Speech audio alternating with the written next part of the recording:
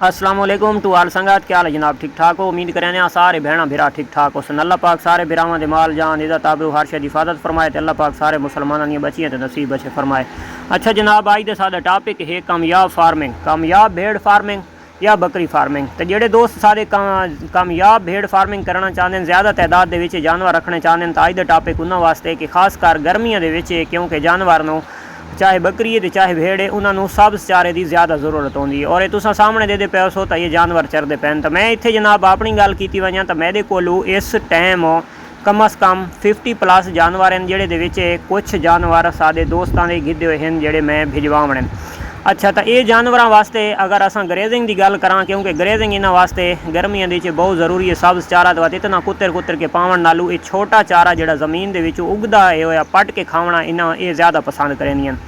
तो उस मैं रोशनी पैना और खासकर जो कुतर के पावना है उस भी रोशनी पैने। तो वो जनाब जोड़ा साढ़े को इस टाइम चारा चलता पे, तो साढ़े को कम अज़ कम मैदा 3 एकड़ चारा है।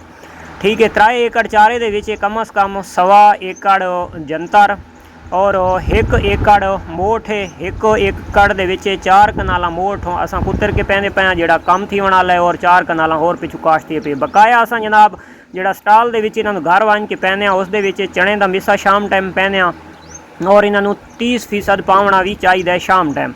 उस तो इलावा जनाब चरी ज्वार मकई ऐसे चारे जनाब इन्हों कुतर के ते बंदा पा सकता है। अच्छा, कामयाबी वास्ते पहले नंबर दो अगर अपने इलाके जोड़े इलाके जोड़ा दोस्त फार्मिंग करना चाहते तो उन्होंने को अगर ग्रेजिंग की जगह अवेलेबल होवे, वेलियां जाइयां अवेलेबल होवन तो बहुत ज़बरदस्त है, बहुत बेस्ट है।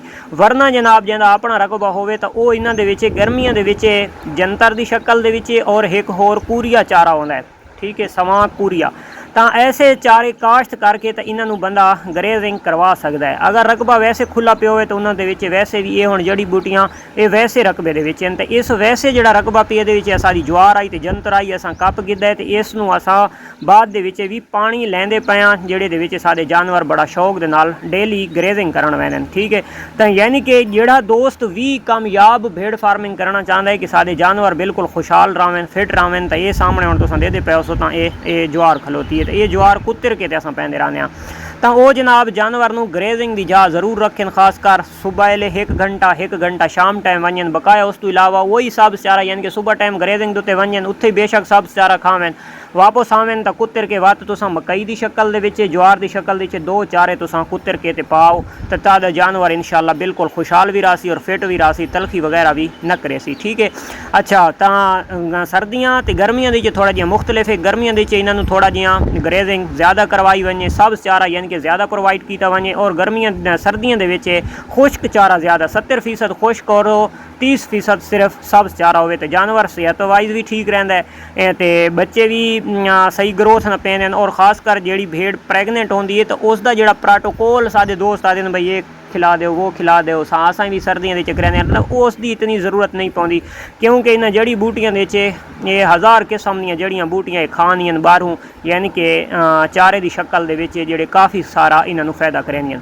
ये सारिया मूंगी दी फसलां पाइयां जड़ियां असा हुण सर्दियों वास्ते इन्हों का स्टाक असा कट्ठा करेसूँ, जोड़ा असा सर्दियों के इन्हों चारा खवेसूँ। जोड़े इलाकों के यानी कि खुश्क चारा मूंगी का मिस्सा नहीं आता तो वो अपना टाइमों टाइम ही खुश्क चारा की शक्ल के तुसां लूसण की है वगैरह भी तुसां तैयार करके और जंतर की है वगैरह भी तैयार करके तो तुसां सर्दियों वास्ते अपना प्रोटोकॉल तैयार करके रख सकते हो। तो ये बहुत ही कीमती चीज़ है। हुण एक चीज़ का मैं एहतियात दसी वजा, क्योंकि जी ज्वार चरी है तो इस दे नाल जानवर नूं भेड़ है या बकरी है तो इसनों थोड़ी जी प्रॉब्लम बनती है, कदा कदा अफारा थींदा है। अफारा अगर कदा वास्ते कोई चारा है उसनों कुतर के पैसो तो उस दे नाल अफारा नहीं थी सी। जेड़ा दे फसल दे विच जानवर वन के खांदा है तो एक गुआरा, और दूसरे नंबर उत्ते ज्वार चरी वगैरह, तो तीसरे नंबर ते लूसण।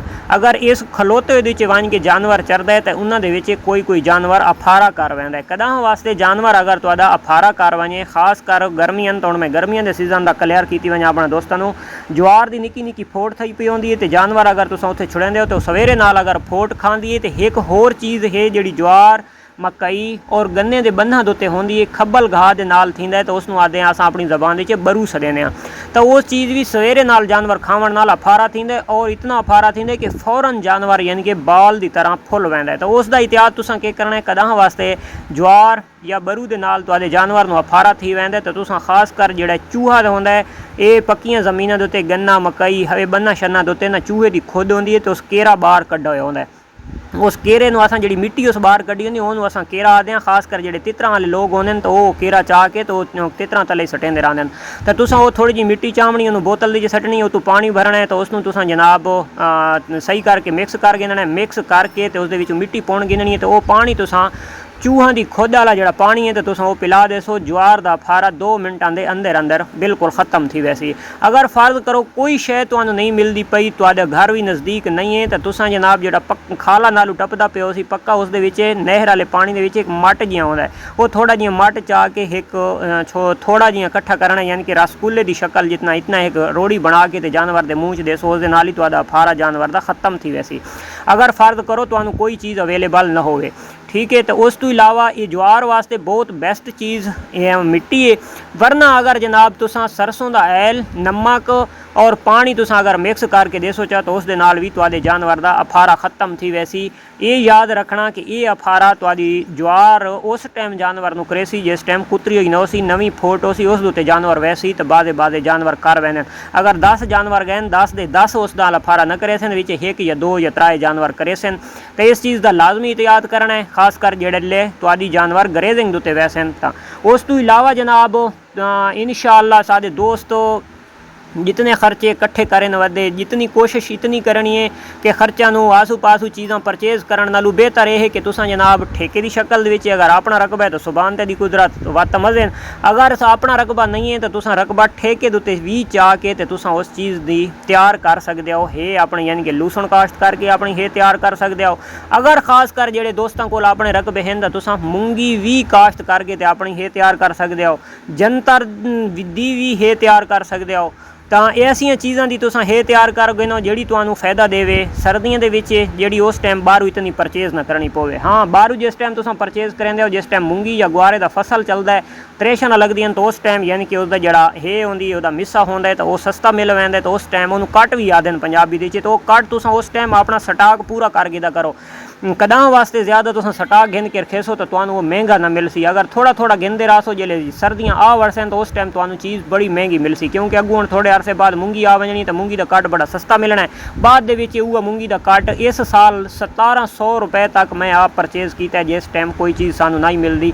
तो मैं एक देहात दे विच रह के इतना अजाफी खर्चा किया है, तो जिहड़े शहरी शहर वाले सन तो उन्हां नाल के बनदा है।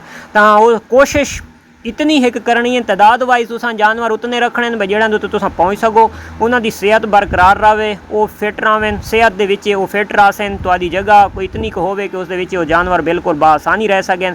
तो इंशाअल्लाह वो जिहड़ी प्रोडक्ट दे सन तुहाडी प्रोडक्ट भी सेहतमंद हो सी, तुहानूं प्रॉफिट ही अच्छी आसी। ठीक है, दूसरे नंबर दे उत्ते जानवर की चारा जात का लाजमी ख्याल करना है, पहले तो इंतजाम कर गिनना है। गर्मी का है तो गर्मी दे विच जनाब तुसां ज़मीनां दे विच, सर्दी दे विच हुण खास कर जिहड़ी जवी जोधरा होंदा है, ये चीज़ भी काश्त करके ते मेरे दोस्तां मैं यही करे सा कि तुसां अगर तुहाडे कोल 40 तो 50 जानवर है, बेशक तुसां लूसण हे हर शे पैंदे रहो, लेकिन एक एकड़ अगर तुसां जोधरा काश्त करके उहदे विच घंटा घंटा ग्रेजिंग भी करवा गए सो ना, तो बहुत ज़बरदस्त है, क्योंकि जानवर थोड़ा वर्जिश भी कर रहा सी और थोड़ा भाई धरोक भी आ सी, तो जानवर बड़ा फिट रहा सी। उस तो इलावा ਜਿਹੜੇ ਸਾਡੇ ਦੋਸਤਾਂ ਕੋਲ ਬਿਲਕੁਲ ਸਟਾਲ ਦੇ ਰੱਖੇ ਨੇ, ਛੱਤਾਂ ਦੇ ਉੱਤੇ ਰੱਖੇ ਨੇ, ਤਾਂ ਉਸ ਦੇ ਵਿੱਚ ਵੀ ਜਾਨਵਰ ਨੂੰ ਕੋਸ਼ਿਸ਼ ਕਰਨੀ ਹੈ ਕਿ ਤੁਸੀਂ ਇੱਕ ਐਸਾ ਵਾੜਾ ਬਣਾਉਣਾ ਕਿ ਤੁਹਾਡੇ ਜਾਨਵਰ ਨੂੰ ਰੱਸੀ ਨਾ ਪਾਉਣੀ ਪਵੇ, ਜਾਨਵਰ ਤੁਹਾਡਾ ਆਜ਼ਾਦ ਰਹੇ। ਠੀਕ ਹੋ ਗਿਆ। ਤੇ ਤੁਹਾਡੇ ਵਾਸਤੇ ਸਟਾਕ ਦੇ ਵਿੱਚ ਬੈਸਟ ਹੈ ਕਿ ਤੁਸੀਂ ਟਾਈਮ ਦੇ ਟਾਈਮ ਜਿਹੜੀ ਚੀਜ਼ ਦਾ ਸੀਜ਼ਨ ਆਵੇ ਤਾਂ ਤੁਸੀਂ ਉਸ ਦਾ ਸਟਾਕ ਕਰ ਗਿਣਨਾ ਹੈ।